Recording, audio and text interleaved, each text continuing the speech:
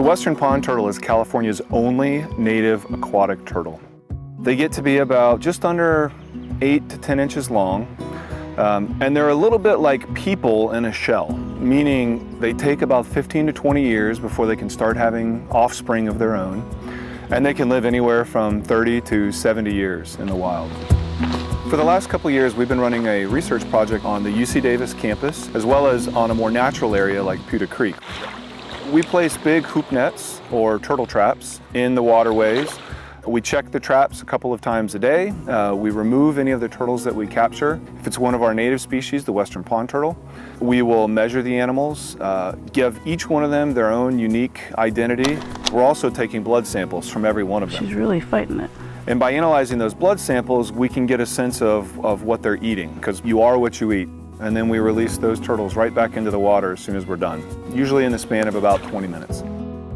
Over the next couple of decades, the biggest challenge that pond turtles are going to face is the drying or loss of their aquatic homes.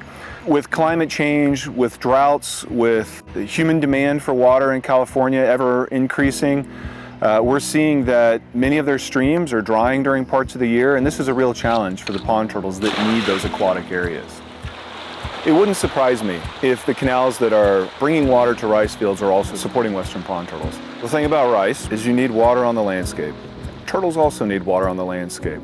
So if you've got the infrastructure and the canals and the waterways that are there to provide water to rice, you're creating habitat for turtles. But as of yet, it's a huge question mark. It's a big unknown. Potentially a real opportunity, but until we know more, yeah, it's tough to know. There's definitely a relationship between wildlife refuges and western pond turtles. They tend to be some of the only areas in the Central Valley where there's water year-round. As you start to move outside of refuges, there's a good chance that those areas are still benefiting from the presence of the refuge, and that you have a lot of species that are kind of moving in and out of those landscapes and taking advantage of any of the habitat they can find in and around those refuges. I think any future where the Central Valley has less and less water on the landscape is going to be one that's challenging for species like the western pond turtle that just need homes in aquatic areas. Using rice fields or any of the associated landscapes provide some kind of habitat and thus may be a bit of a lifeline. It's certainly the case that completely dry, barren landscapes do not offer a home for western pond turtles. So flooded landscapes probably do offer a lifeline for western pond turtles.